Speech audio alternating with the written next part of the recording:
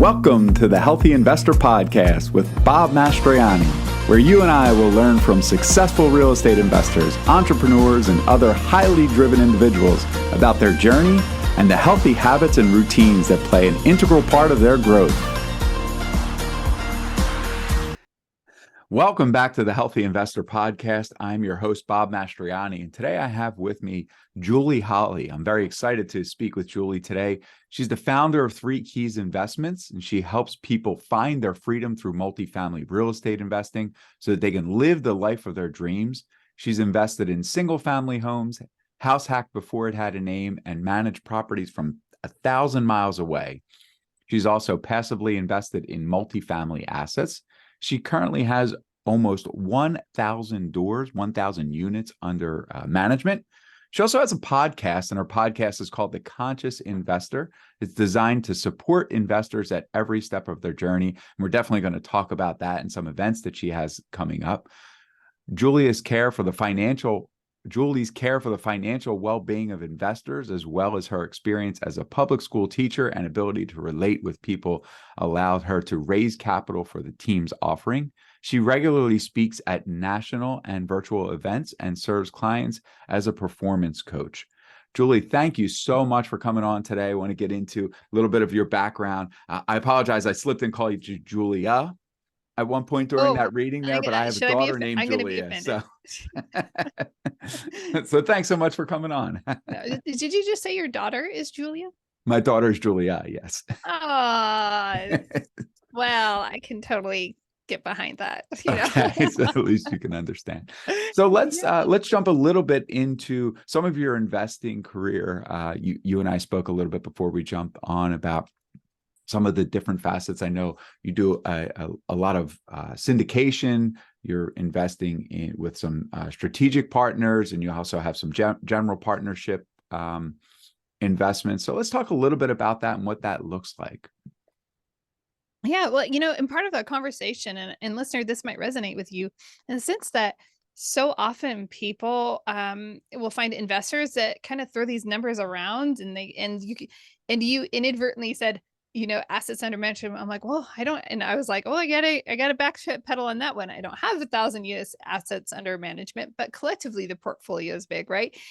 Or growing. And that's exciting, but it's so important that we're transparent. If we're with fellow investors and we want to actually have an understanding as to what the portfolio is comprised of, it's really important that we're transparent with what that portfolio is. So I have, almost a few hundred in the passive portfolio, and that strategic partnership.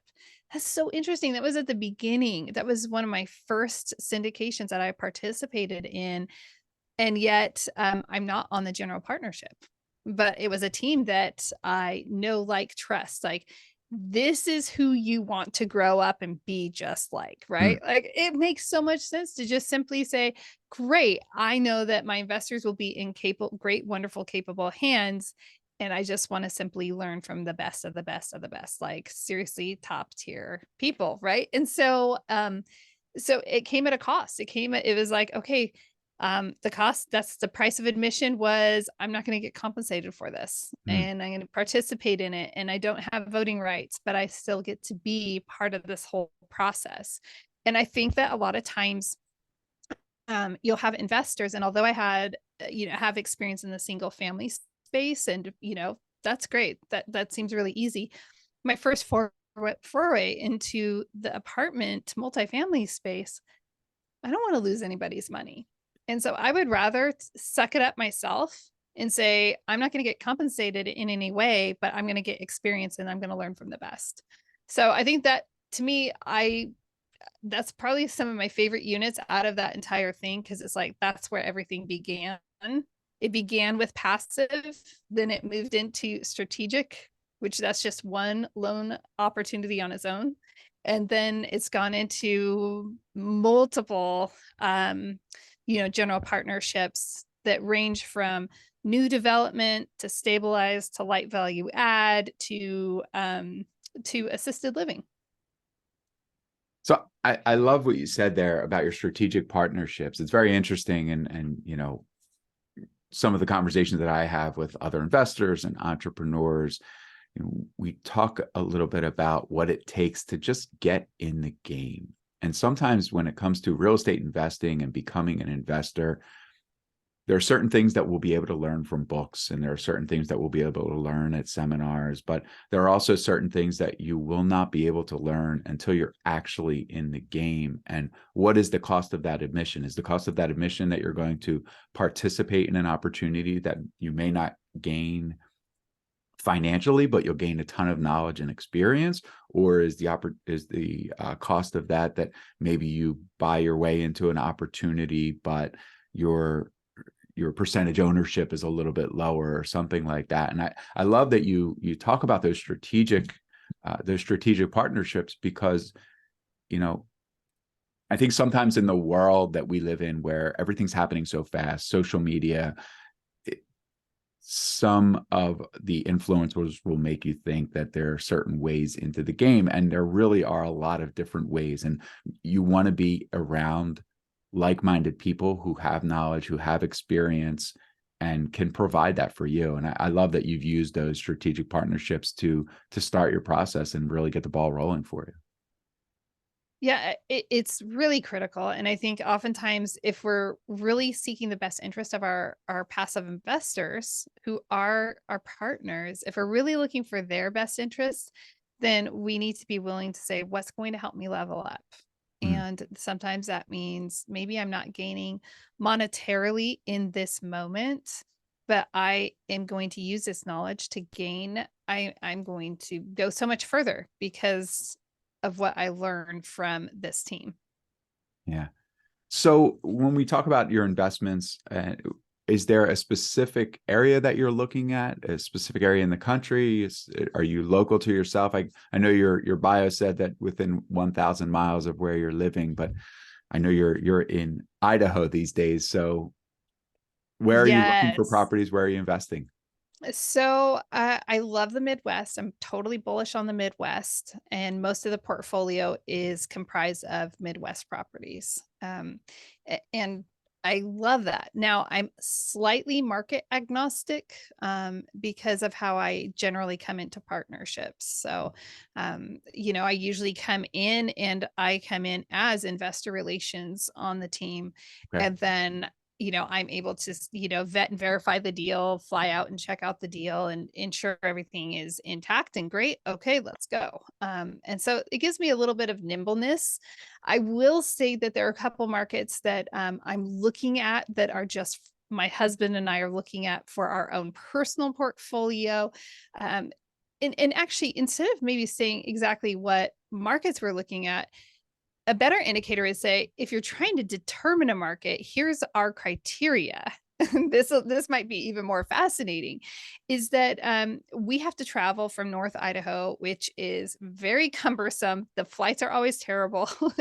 And it's just one of the prices that we pay to live in a beautiful place. And I'm okay with that. And so we decided that wherever we invest, our assets need to be with an hour or less drive from an airport. Okay. So generally, when we lived in Denver, the airport was 45 minutes away or so from where we lived. Like generally speaking, airports aren't located in the best areas, but if you can get an hour outside, you're probably in an okay area. So we wanted to look at, okay, well, obviously, where's the population growing? Where can we find margins and some Mm, arbitrage opportunities? And what's the drivability, the feasibility of that? And the final thing was, where can we transact regularly, often and regularly, not just, okay, we got one right here and now we got to go find another market. No, what's a market that's growing at a pace so that we can continuously purchase in this market? So that all of our portfolio is as clustered as possible, which is a new concept for me because my portfolio for my company is spread up across the country. As I said, mostly in the Midwest. I like that. I like being geographically diversified. But when we're looking at this portfolio that we're building out for ourselves, we're looking at, well, how many places do we want to have to fly, or, in order to go and check and verify and do all of that. So those are just, I think, some really cool criteria that make it easy, aside from, again, just high level, aside from, the demographics, what's taking place in the city area and the crime and such, the basics that most of us are familiar with. Aside from, or in addition to that, looking at drivability from the airport, and can I transact here multiple times? So you probably saw me smile a little bit when you mentioned flights from Idaho. I'd mentioned to you before we jumped on, I have an uncle who lives in just south of Boise, Idaho. And I always laugh, and I know this is a bit of a sidebar, but I always laugh when he comes to, I live in South Jersey. I'm right outside of Philadelphia. I can get to the Philadelphia airport in probably about 20 minutes. When he comes home, he leaves Boise and he flies to Seattle west for 2.5 hours to then get on a flight from Seattle direct to Philadelphia airport. So I know a little bit about what you're dealing with over there. It's pretty crazy. And yes, I've definitely had to go from Spokane, Washington. It's only an hour for us to go over to Seattle, but then you can get on your flight to take it, all the way across to Atlanta, or, wherever it's. Yeah, you got it. We've thought about it, okay, we'll get easily move, to a different place, but it's like, well, But you love where you are. live where you want to live, invest where it makes sense. That's correct. That's great. So you mentioned that your role on the general partnership side is investor relationship. I had mentioned to you before, we invested in 2 syndications this year, and I'm learning a little bit more about syndication opportunities and what that GP looks like. Can you talk a little bit about what those roles are? I mean, obviously, investor relationship is to not only assist with fundraising, but then also communication with your investors and making sure that they know what's going on and making sure that they're comfortable with what's going on in the deal. But maybe you could talk a little bit about what the other roles are in a GP. Yeah, investor relations. And this is really important that you do have a team, that everybody is playing to their strengths. That to me gives all the investors that are coming into any deal, they're getting the Olympic team, right? This is like the team of all teams, which is really great. So we can't have a deal unless we have an asset to transact on. So we have to have our acquisitions team, right? And so, okay, well, they're out there building the relationships with the brokers, networking with owners, and trying to really find what's the next opportunity. And then we also want to, moving on, once we have a deal without money doesn't make any sense. You have to have them both. So we've got our acquisitions, we've got our investor relations. Now we have the deal. We have to have an asset manager. We have to have somebody that is actually tending to that asset and making sure it's performing, making sure the business plan is in place. And then we want to, overseeing the property management team and things, whatever is in place at hand. And then we can also have an operations, for the company in general, that is just overseeing, like, okay, this is our company. And I have, worked with larger teams where there is, it is essential to have somebody that is actually running operations for the entire team. Well, that's great. That's great information. It's very helpful to me, and I hope that's helpful to the listeners too, because that is exactly, similar to what I've seen. Both of the teams that I've invested with are between 4 and 6 people and very similar roles. And, it seems like, depending on what the project looks like, right? You may be a little bit heavier on, asset management or, project management team if it's sort of a heavy lift and there's a lot of construction in the front end. Maybe you have some more people on that side, but generally speaking, that's exactly what I'm seeing is, investor relations, acquisitions, asset management, and those sort of things. So awesome. Very helpful. We're going to see some changes, I think, in some of that structure moving forward. And that will just come by way of, everyone trying to stay as compliant as possible, particularly on the investor relations side of things. So we want to make sure. So oftentimes, if people are going into a offering that, say, $15 million or so, oftentimes you'll find multiple people bringing in capital. So you can Mm, have one person as point person on the team or in the company that's investor relations. There might be other people that are capital partners that are coming in. They'll take care of their investors and the communications, but it's a slightly different role. So it's interesting, like you could have a little bit of a hierarchy even on the asset management side. Like you could be point person, just like any other org chart in a company is like, mm, okay, this is point person for, the asset management, but, this person is going to be taking care of the paving and getting that organized. And this person's taking care of, the interior of the projects and the exterior. Like you could break it apart into different things. Oftentimes it doesn't take too many people. all right. So I have to ask you, and looking through looking through some of your profile information on your website, I mentioned this before. I've listened to a few episodes, several episodes actually, of your podcast, and it seems to be a passion play for you to try and help others. Now that you've invested, you've gained experience, and you've gotten to a certain level of success, but it seems like a passion play for you to try and help others reach that financial freedom, or not even full financial freedom, but maybe just comfort level to be able to do what they want, in their time frame. Where does that come from? I don't know exactly where it comes from. That's it's crazy that I don't know because it is my passion. I've been contemplating that recently. Like, why? I mean, like, why am I doing this? Mm, It takes an exorbitant amount of life from me, but it's also gives life back to me. It's just something I feel deeply passionate and committed to. I think, you know, everybody is so beautiful and uniquely created. And it makes my heart break when I see amazing people walking around the world living these half lives, I call them, just a shell of a life. And it's like, mm, what would it look like if they knew that they were so special and uniquely created and they have something unique and beautiful to offer this world? Like, what would it look like if every single human being walking the planet, how many billions of people, right? All these billions of people walking the planet were just living in their zone of genius and contributing to the world. I just feel like the world would just be a glowy, bright, cheerful, wonderful place. And that's really exciting to me, but it's heartbreaking to me to see people that are just living these dim lives that are controlled and that are transactional lives. yeah. I go to work because I have to pay the bills. I hate my job. I hate my boss. I hate my commute. And it's just this life of negativity. And it's like, but you have a choice. You have a choice. But it's having that courage to take that leap of faith to say, well, maybe I can try something new. I can learn something new. My learning didn't stop just because I graduated high school or didn't graduate high school, or I graduated college or didn't graduate college, right?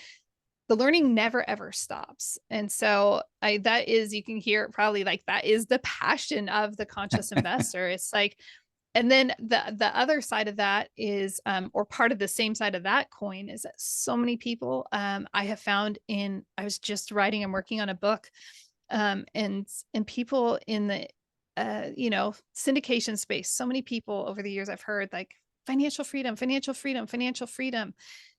And I actually have discovered like financial freedom isn't it. It's not enough. And I knew Yeah. that from the very get-go. And I had resistance internally to that concept of, oh, I'm doing this for my family and I'm doing this because I want time freedom and I want to do what I want, when I want, with whoever I want, and all of this. And I'm like, something so big is missing from all of that. And it can sound really, really great. Like, I'm doing this for my family. That sounds like a really great thing. I just know my family doesn't want to spend that much time with me. And I don't want to spend that much time with them. I just don't think that'd be healthy for anybody. But the element that is lacking is actually misguided. So my brand, the conscious investor, is actually about personal freedom. And personal freedom is far more expansive than financial freedom. It means that I get to be the unique person that I am, and I get to show up as I'm created. and I can have the relationships that I want to have, and I can spend my time as I want. And yeah, I can have financial freedom. Like all of these things fall under it, but it's so much deeper and encompassing than that. And that to me is a full, rich life. Oh, Much that's longer amazing. question. Sorry. I just kept going. No, no, that's amazing because I just, and it's so funny that I knew that I would be able to touch on your passion play, You're like, and oh, it's and it, coming. and because you went right for it, and I love that because as I said, I've heard your podcast, I've been following your content for a little bit, and I know that for you it's more than just helping the people to create financial freedom, and I was hoping to be able to bring that out a little bit, and I'm really glad you sort of went there. Well, if you don't mind, I wouldn't mind elaborating on that a bit. Sure, of course. Okay. So there are the three core areas of health, mindset, and wealth. And those are the three echelons of the conscious investor. And because they should all be foundational, and that mindset is cornerstone to our physical health and to our wealth. And I'll get into the wealth in just a moment. However, our health has to be number one. I was sick a few months ago. I had strep throat, and it was it's so Ah, miserable. I haven't been sick in a really long time. And I was like, I had COVID during the pandemic, and I'm like, I think that was the last time I was really sick. And it was so miserable. And the last man's only wish, or the sick man's only wish, is that he for is, health. well. Confucius Yeah. said this, right? And so if we don't have our health, our physical health, then we're lacking and nothing else matters.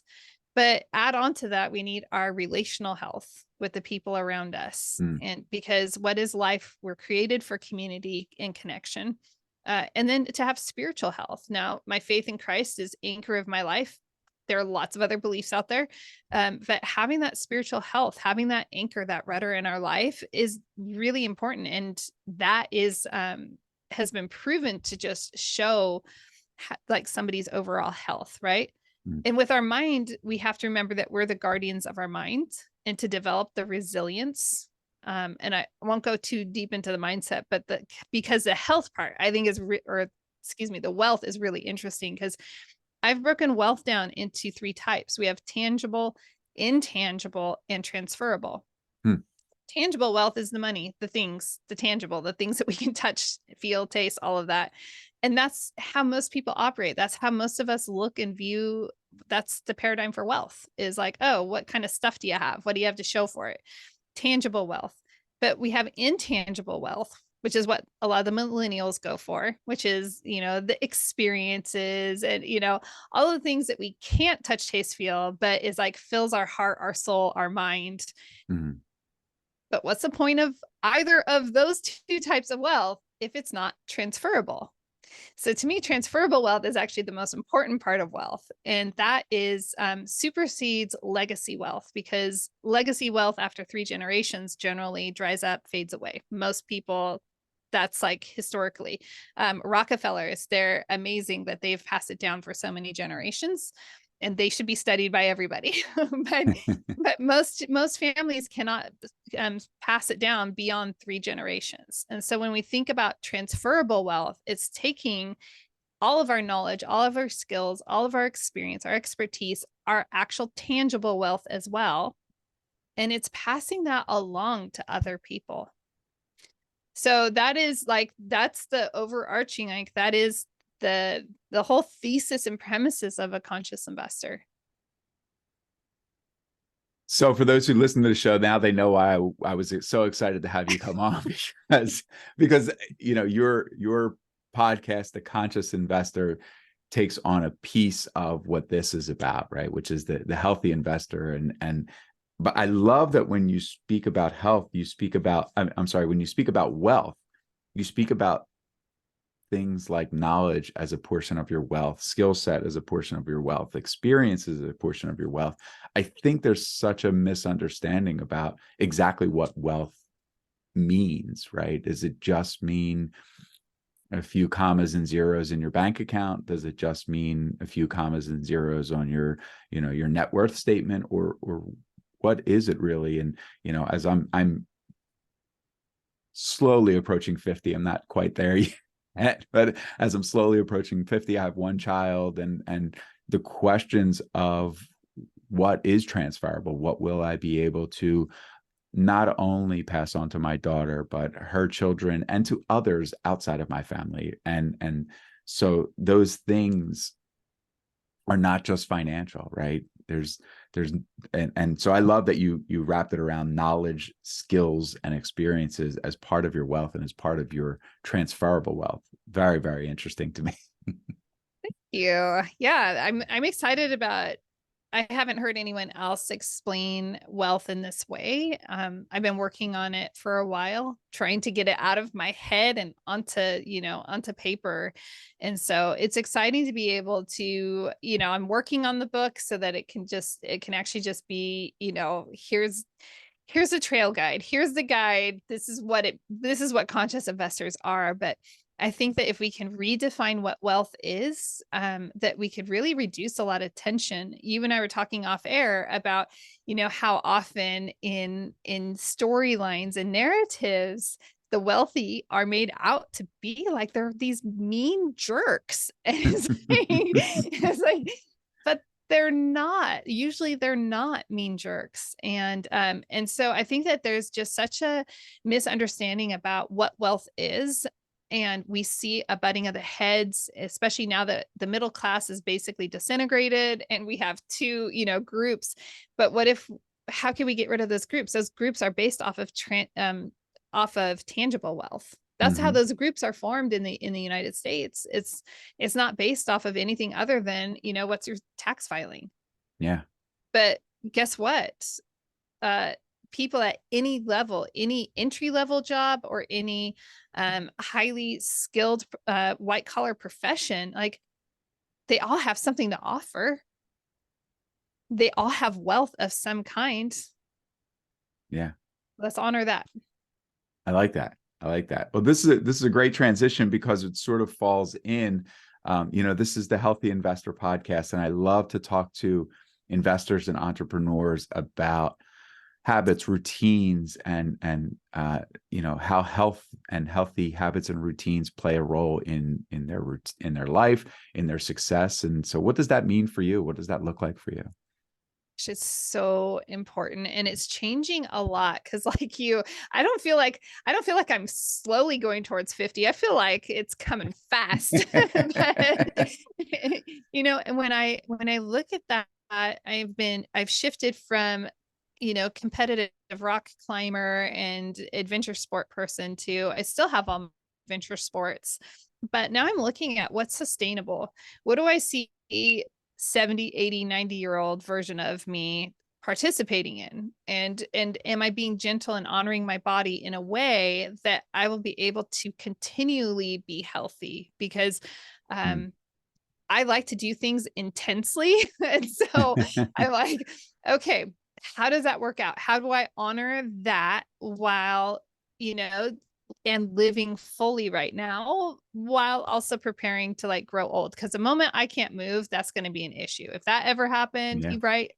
That would be really, really rough. So I do hit the gym, but I've been experimenting a lot recently with some different practices. I used to wake up at 4 a.m. all the time. And the last month I've noticed that sleep, and I value sleep. Sleep is really important for our bodies. So I'm like, I don't know what's going on. Let me listen to my body. So I'm really practicing this. Like, let me listen to what my body is trying to communicate and know when it is to do the one more rep, the one more and push through, and know when I need to listen and serve my body in a different capacity.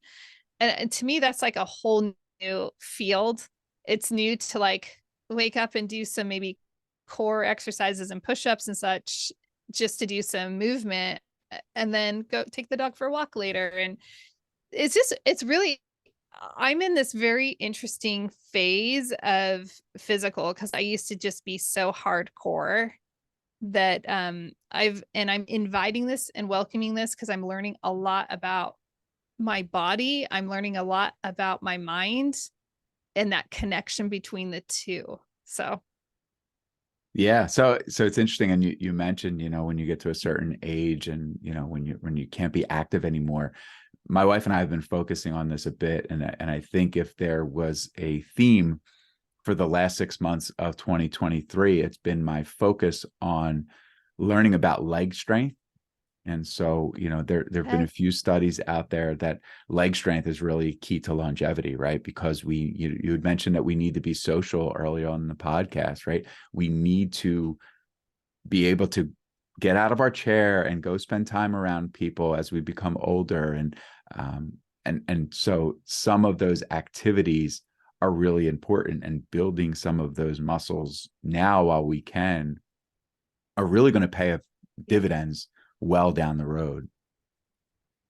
Ooh, and resistance training. I'm like, I I wasn't so into resistance training, and now I'm like, oh my gosh, how do we build our bone density Yeah. up? Like Mm-hmm.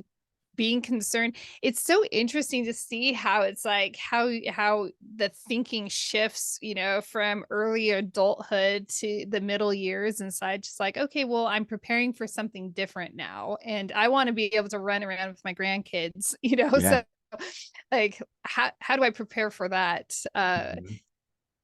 And it's pretty cool because there are so many tools out there, those different scales you can buy that can, and who knows how accurate they are, but at least they give you an idea as to, like, great, what is my muscle mass? What is my bone density? I'm a little addicted to this, to my scale in my app, just to like, that's a competitive side of me coming out.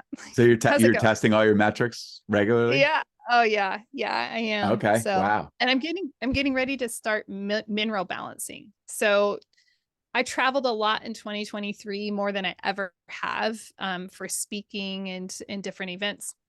And so 2024 is about learning how to travel and speak while maintaining optimal health, and mountain biking. I did not mountain bike enough this year, and my heart is sad. So I will not miss out on that next season. Um, but one of the practices that I'm going to adopt with my husband, we're going to do it together, is we're going to participate in mineral balancing. And that's a really interesting process. And it's interesting to even come to a conclusion as to which route do you want to go, and so I'm excited.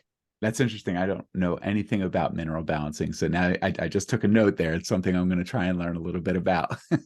Yeah, definitely go down the rabbit hole. It's really interesting. From what I can tell, I feel like any path that we commit ourselves to is going to be a great path for our health, right? I was trying to find what I felt was the most baseline, bottom of like root cause of all things. Mm. Because there are lots of really good things. Gut health is really important, and that causes lots of things, and hormones cause lots of things. But I was trying to see what is at the bottom, what's the root of all things. So right now I've concluded I just want to go with this mineral balancing, because if our minerals are actually balanced, our body should be optimized, which would affect everything else. It would affect our gut, it would affect our, hormones and our blood and everything. So I don't know enough about it to teach it, So but I I won't hired put a you on the spot. coach. I won't put you on the spot, but I Yeah, will yeah, tell I you that hired a coach. I you've was like, let's go down. absolutely piqued my interest, and so you've given me homework. I know what I'm going to be doing over the next few weeks, and it's Yeah. something I'm going to be learning about. That's awesome. So before we jump into the final segment, I want to talk a little bit about you have an event coming up, the Conscious Investor Growth Summit, Yes. and I'd love to have you talk about that a little bit. Where it is, when it is, and of course the goal for the event. I'm so excited. This is the second event that the Conscious Investor has put on. I hold it just south of where I live in North Idaho. So it's at the beautiful Lake Coeur d'Alene Resort. So gorgeous place to stay. They're so hospitable, and it's beautiful. It's also limited to 150 people. And I love that, because we want to keep it small so that we can have meaning-filled conversations and developed meaningful relationships with other conscious investors. Meaning, if anything I say resonates with you, this is for you. You might not be investing in real estate, but you're like, wow, that health and that mindset stuff, that really, means a lot to me. So this event is really focused on all three pillars each. So we'll have a Thursday reception on March 7th through 10th. But on the Friday and Saturday, I always have to think about this. Friday and Saturday, each day we'll go through health, mindset, wealth. Health, Mindset, Wealth. And we have speakers that are flying in from across the country. Actually, one of my good friends is flying in from New Jersey to speak. He's from the Building Men podcast. Shout out to Dennis Meralda. He's phenomenal. But just top tier people that aren't not necessarily the names that you see highlighted all the time, particularly in the multifamily space, but solid, just rock stars that are there to serve. They're coming on their own dime. They're paying their way to come and serve all of the attendees. And instead of having a stage that is, there's a stage and, speakers come and then they fly out and leave and they're not accessible. It's like, no, just come. Everybody is accessible. Everybody is there to serve. And I'm excited also about, doing some co-creating in a sense. Like we can crowdsource a lot of wisdom, knowledge, and experience just by having conversations together at events like that. So this is really an event for people who don't want to just network and just like shake hands, smile, pass a card, and add somebody to a database. This is for people who really want to say, I want my health improved. I want my mindset improved. I want to know better ways with my taxes. So I've got, an economics professor who actually makes economics really interesting, but it's important that we actually go back to basic economics so that we can understand what is going on in the US, what's going on in the world. It'll inform all of our decisions, whether we're investing in stocks or investing in real estate. So lots of super top tier speakers coming to speak at the Conscious Investor Growth Summit. And I would love to see everyone there. And there will be a promo code that I will pass off to Bob, but you can use it. If you want to go, just go to consciousinvestorgrowthsummit.com. And if you use the promo code Healthy Investor, you will save 50% off. And that's just compliments, as I'm like, Bob's awesome. And this podcast is awesome. Oh, wow. That is Y'all so nice of you. Excellent. Come to the event because I think it costs like $350 or something for the whole thing. And that has a lot of bells and whistles to it. I'm like, we're not here to make, I'm not putting this on to make money. I'm here putting it on to really serve. I'm trying to make it accessible for people because it's going to be amazing. That's really nice of you. Thank you so much for doing that. And you should absolutely, people listening should absolutely check it out. So I want to transition over to the final section of where I ask the same 3 questions of every guest. And so for you, Julie, what is your definition of success? I would have to go back to conscious investor, echelons, really having all 3 tiers, health, mindset, and wealth, at optimum, in harmony, in a place where they're postured to give and receive and contribute without being inhibited. All right. I like that. For question number 2, for someone who is newer to investing or even just learning to focus on their goals and their pathway to success, could you give a good book recommendation? You asked the wrong person. I'm like, a book recommendation? Oh, golly. Well, okay. I know on your website you have a book club, so I'm sure. I'm like, there's a lot. I would highly recommend that everyone listening pick up the audio version of Paulo Coelho's book, The Alchemist. And I say that because it's a fable, so you can listen to it with you if you have kids in the car. It's read by Scar from the Lion King, so it's really well read. But every investor is going to go through all these different seasons that the main character goes through in The Alchemist, and so I think that it's a good life lesson as well as how it can apply to our investing, but it could apply to any other part of our life. And if you're looking at passive investing, I'd highly recommend Passive Investing Made Simple by my partners, Anthony Vicino and Dan Kruger. I think it's the most thoroughly written book for passive investors. Wow. So I love that you said that Anthony and Dan's book. I had no clue that you were partners with Anthony and Dan. I love those guys. guys. And Oh my gosh. Anthony was actually Messina, Anthony was one of my first guests. He did that as a oh, favor, but he also was he was a mentor to me also at one point. So oh, that's so yeah, fantastic. He's coming to speak. he is. He He's is. coming to Oh, speak that's at the awesome. I'll have to Conscious reach out Investor to Growth him. Summit. Yeah. Well, if you Yeah. speak to him before I do, please tell him I said hello. I will do that. And I thought my only comment was going to be about The Alchemist, but then you mentioned Anthony and Dan, great guys. And interestingly enough about their book is that they wrote it with the intention of teaching people who wanted to become passive investors what they should expect.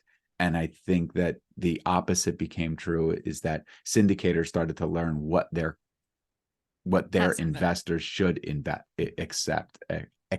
I'm sorry. And Yes. yeah, very good book. And there's not another book like it out on the market right now. So yeah. Well, I've read The Alchemist twice, and I didn't realize that I had the option to have Scar read it to me. So now I have to get Especially the with audio. kids in the car. Oh, it's so good. This is also a guilty pleasure, The Motivation Manifesto by Brendan Burchard. Brendan Burchard. Okay. It's all marked up. It's an anchor book. It's so powerful. Everyone should read that. Well, excellent. So before we get to the final question, I want to again thank you for coming on. This has really been a lot of fun. How can we support you, and then how can people reach out to you? Yeah, well, I would love for everyone to come to the Conscious Investor Growth Summit. Tickets are on sale and they are selling, and there are only 150, well, less than that. So, make sure you head over to consciousinvestorgrowthsummit.com and use code Healthy Investor to save 50% off. And I love connecting with people. That is something I love. I'm learning. There's an influx of connections. And so if it takes me a little bit, please be gracious to me. I'm going through a little bit of growing pains, but I love personally connecting. And I had a little interesting debacle recently. And so I deeply value authenticity and me actually showing up. And so, when you get a response from me, you're going to be, it's really me. So connect up on your favorite social platform. Julie Holly, might be Happy Julie Holly, but yeah, connect up. And I can vouch for that. When I reached out to Julie about being on the show, I knew right away that it was actually her who responded. There are probably some typos, or probably wow. Great. So final question, if you could think back with me to a young Julie around the ages of maybe 10 to 13 years old, sort of your preteen years, knowing what you've learned so far on your journey, what are 3 pieces of advice that you would give to young Julie, or really any preteen child, to help guide them towards success? Oh, can I flip the question around? Sure. Can I let my preteen child give me some advice? Oh, I love that. I think a lot of times we want to give ourselves advice and going backwards, and that's really productive. But sometimes we stifle down our younger version of ourselves that actually had a lot, and we lose that part. And so I think if that younger version of me it has actually reminded me at different points, because I do different, exercises mentally. And it's like, be you, and don't be afraid to be you, because you're different, and every single person is different. And that's good. You are good. Be you. I think my younger self would also tell me, don't be afraid to go for it. It's okay if it doesn't work out, because you're resilient and you can figure it out. And I think the third thing, especially my 12-year-old self from 6th grade and my self from 7th grade, those versions would say, have more fun, enjoy life. I love those answers. Well, thank you so much for coming on. Make sure you check out Julie Holly and go to the Conscious Investor Growth Summit in March. It's sure to be a great time. We already know who some of the speakers are. So thank you again for coming on, Julie. This has been a blast for me, and it's an honor to have you on the show. Thank you so much. It's been an awesome time, Bob. Thanks so much for joining me on the Healthy Investor Podcast. Check out the show notes for more information about connecting with our guest. If you enjoyed what you heard today, please head on over to iTunes and leave a positive rating and review. It would mean the world to me. I'm grateful for your support, and I wish you an abundance of success on your journey to healthy investments and a healthy life.